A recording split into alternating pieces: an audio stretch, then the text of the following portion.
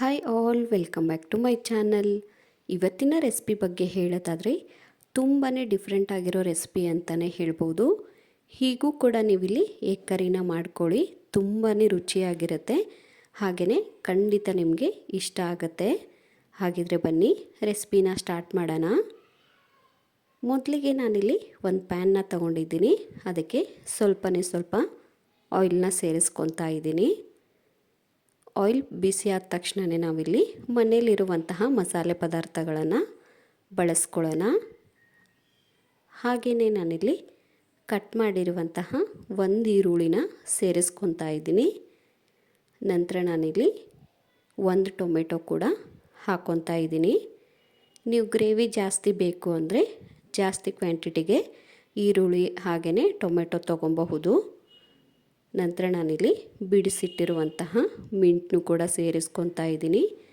ಹಾಗೆಯೇ ಸ್ವಲ್ಪ ಕೊತ್ತಂಬರಿ ಸೊಪ್ಪನ್ನು ಕೂಡ ಬಳಸ್ಕೊತಾ ಇದ್ದೀನಿ.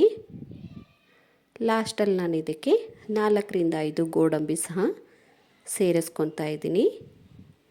ಗೋಡಂಬಿ ಹಾಕೋದ್ರಿಂದ ಗ್ರೇವಿ ನಮಗೆ ತಿಕ್ಕಾಗಿ ಬರುತ್ತೆ, ಹಾಗೆಯೇ ತುಂಬ ರುಚಿ ಕೊಡುತ್ತೆ. ಇವಾಗ ನಾವು ಇದನ್ನು ಚೆನ್ನಾಗಿ ಫ್ರೈ ಮಾಡ್ಕೊಳ್ಳೋಣ. ಮೀಡಿಯಮ್ ಫ್ಲೇಮಲ್ಲಿಟ್ಟು ಹಾಕಿರುವಂಥ ಐಟಮ್ನ ನೀಟಾಗಿ ಫ್ರೈ ಮಾಡ್ಕೊಳ್ಳಿ. ನೋಡಿ, ನಮಗಿಲ್ಲಿ ಆಲ್ಮೋಸ್ಟ್ ಫ್ರೈ ಆಗಿದ್ದಾಯಿತು. ಇದನ್ನು ಒಂದು 2 ನಿಮಿಷ ಇಲ್ಲಿ ತಣ್ಣಗಾಗಕ್ಕೆ ಬಿಡೋಣ.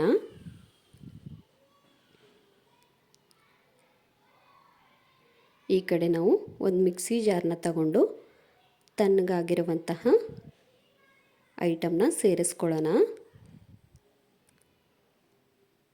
ಇದಕ್ಕೆ ನಾನಿಲ್ಲಿ ಸ್ವಲ್ಪ ನೀರು ಸಹ ಸೇರಿಸ್ಕೊತಾ ಇದ್ದೀನಿ. ನಿಮಗೆ ಕ್ವಾಂಟಿಟಿಗೆ ಎಷ್ಟು ಬೇಕೋ ಅಷ್ಟು ನೀವು ಮಸಾಲೆನ ರುಬ್ಕೊಬಹುದು. ನೋಡಿ, ಇಷ್ಟು ಪೇಸ್ಟ್ ಆದರೆ ಸಾಕಾಗುತ್ತೆ. ನಮಗಿಲ್ಲಿ ಮಸಾಲೆ ರೆಡಿಯಾಗಿದ್ದಾಯಿತು. ಇವಾಗ ನಾವು ಇದನ್ನು ಪಕ್ಕಕ್ಕಿಟ್ಟು ಪ್ಲೇನ್ ಆಮ್ಲೆಟ್ನ ರೆಡಿ ಮಾಡ್ಕೊಳ್ಳೋಣ. ಈ ಕಡೆ ನಾನಿಲ್ಲಿ ಒಂದು ಎಗ್ನ ತೊಗೊಂಡಿದ್ದೀನಿ. ಅದಕ್ಕೆ ಸ್ವಲ್ಪ ಉಪ್ಪನ್ನ ಸೇರಿಸ್ಕೊತಾ ಇದ್ದೀನಿ. ನೀವು ಬೇಕಾದರೆ ಖಾರ ಹಾಗೆಯೇ ಈರುಳ್ಳಿ ನಿಮಗೆ ಏನು ಥರ ಬೇಕೋ ಆ ಥರ ನೀವು ಆಮ್ಲೆಟ್ನ ಹಾಕ್ಕೊಬಹುದು. ನಾನಿಲ್ಲಿ ಪ್ಲೇನ್ ಆಮ್ಲೆಟ್ನ ಹಾಕ್ಕೊತಾ ಇದ್ದೀನಿ. ಇವಾಗ ಮೀಡಿಯಮ್ ಫ್ಲೇಮಲ್ಲಿಟ್ಟು ಆಮ್ಲೆಟ್ನ 2 ಬದಿಗೆ ನೀಟಾಗಿ ಬೇಯಿಸ್ಕೊಳ್ಳೋಣ.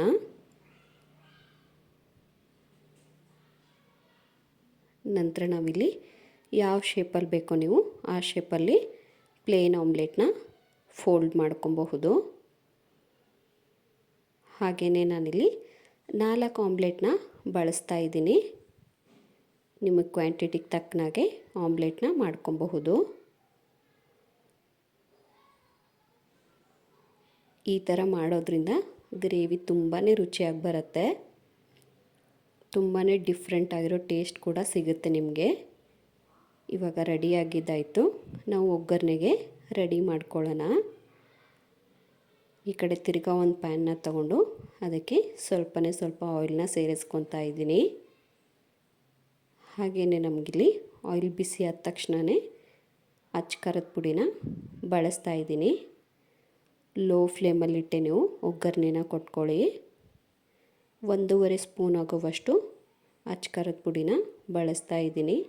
ಹಾಗೆಯೇ ಅರ್ಧ ಸ್ಪೂನ್ ಆಗುವಷ್ಟು ಗರಂ ಮಸಾಲ ಕೂಡ ಸೇರಿಸ್ಕೊತಾ ಇದ್ದೀನಿ. ನಂತರ ನಾನಿಲ್ಲಿ ಸ್ವಲ್ಪ ಅರಿಶಿನ ಪುಡಿ ಕೂಡ ಹಾಕ್ಕೊತಾ ಇದ್ದೀನಿ. ಲಾಸ್ಟಲ್ಲಿ ನಾನು ಇದಕ್ಕೆ ಕೋರಿಯಂಡರ್ ಪೌಡ್ರನ್ನು ಕೂಡ ಸೇರಿಸ್ಕೊಂಡು ಇದನ್ನು ಚೆನ್ನಾಗಿ ಮಿಕ್ಸ್ ಮಾಡ್ಕೊತಾ ಇದ್ದೀನಿ. ಅದು ಸ್ವಲ್ಪ ಫ್ರೈ ಆದರೆ ಸಾಕು. ಈ ಥರ ಮಾಡೋದ್ರಿಂದ ನಮಗೆ ತುಂಬ ಚೆನ್ನಾಗಿ ಕಲರ್ ಬರುತ್ತೆ.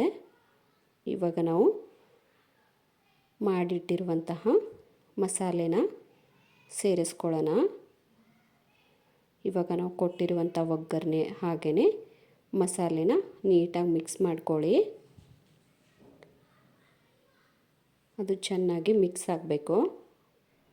ಲೋ ಫ್ಲೇಮಲ್ಲಿಟ್ಟೆ ಈ ಪ್ರೊಸೀಜರ್ನ ಮಾಡ್ಕೊಬೇಕಾಗತ್ತೆ.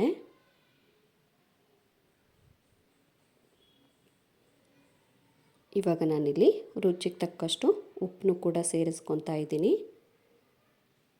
ಹಾಗೆಯೇ ನಾವು ಇದನ್ನು 1-2 ನಿಮಿಷ ಕುದಿಯೋಕ್ಕೆ ಹಾಗೆ ಬಿಡೋಣ. ಈ ಥರ ನಮಗೆ ಮೇಲ್ಗಡೆ ಫಾರ್ಮ್ ಆಗುತ್ತೆ. ನಾವು ಕೊಟ್ಟಿರುವಂಥ ಒಗ್ಗರಣೆ ಎಲ್ಲ ಮೇಲ್ಗಡೆ ಬರುತ್ತೆ. ಆ ಟೈಮಲ್ಲಿ ನಾವು ನೀರನ್ನ ಸೇರಿಸ್ಕೊಳ್ಳೋಣ. ನಮಗೆ ಎಷ್ಟು ಕ್ವಾಂಟಿಟಿಗೆ ಬೇಕೋ ಅಷ್ಟು ಕ್ವಾಂಟಿಟಿಗೆ ನೀರನ್ನ ಸೇರಿಸ್ಕೊಳ್ಳಿ. ನಾನಿಲ್ಲಿ 1 ಗ್ಲಾಸ್ ಆಗುವಷ್ಟು ನೀರನ್ನ ಬಳಸಿದ್ದೀನಿ. ಇವಾಗ ಇದನ್ನು 1-2 ನಿಮಿಷ ಕುದಿಯೋಕ್ಕೆ ಹಾಗೆ ಬಿಡೋಣ. ನೋಡಿ, ನಮಗಿಲ್ಲಿ ಆಲ್ಮೋಸ್ಟ್ ಗ್ರೇವಿ ರೆಡಿ ಆಯಿತು. ಇವಾಗ ನಾವು ಇದನ್ನು ಮಾಡಿಟ್ಟಿರುವಂತಹ ಪ್ಲೇನ್ ಆಮ್ಲೆಟ್ನ ಇದಕ್ಕೆ ಒಂದೊಂದಾಗೆ ಸೇರಿಸ್ತಾ ಹೋಗೋಣ. ನೀವು ಬೇಕಾದರೆ ಇವಾಗಲೂ ಕೂಡ ಸರ್ವ್ ಮಾಡ್ಕೊಬಹುದು. ಇಲ್ಲಾಂದರೆ ತಿರ್ಗಾ 1-2 ನಿಮಿಷ ಇದನ್ನು ಚೆನ್ನಾಗಿ ಬೇಯಿಸ್ಕೊಂಡ್ರೆ ನಮಗಿಲ್ಲಿ ಹಾಕಿರುವಂಥ ಪ್ಲೇನ್ ಆಮ್ಲೆಟು ನೀವು ನೋಡ್ತಿರ್ಬೋದು ಡಬಲ್ ಸೈಜ್ ಆಗುತ್ತೆ. ಈ ಥರ ಮಾಡೋದ್ರಿಂದ ಆಮ್ಲೆಟಲ್ಲೆಲ್ಲ ಗ್ರೇವಿ ನೀಟಾಗಿ ಸೇರಿಕೊಳ್ಳುತ್ತೆ, ತುಂಬ ರುಚಿಯಾಗಿರುತ್ತೆ. ಸೊ ನೀವಿಲ್ಲಿ ನೋಡ್ತಿರ್ಬೋದು ಇವಾಗ ನಮ್ಮ ಗ್ರೇವಿನೂ ರೆಡಿ ಆಯಿತು. ಇವಾಗ ನಾವು ಇದನ್ನು ಈಸಿಯಾಗಿ ಸರ್ವ್ ಕೂಡ ಮಾಡ್ಕೊಬಹುದು. ರೈಸ್ಗೆ ಮತ್ತು ಚಪಾತಿಗೆ ಬೆಸ್ಟ್ ಕಾಂಬಿನೇಷನ್ನು. ಸೊ ನೋಡಿದ್ರಲ್ಲ ಫ್ರೆಂಡ್ಸ್, ಹಾಗಿದ್ರೆ ಇವಾಗಲೇ ಹೋಗಿ ರೆಸಿಪಿನ ಟ್ರೈ ಮಾಡಿ. And thank you for watching.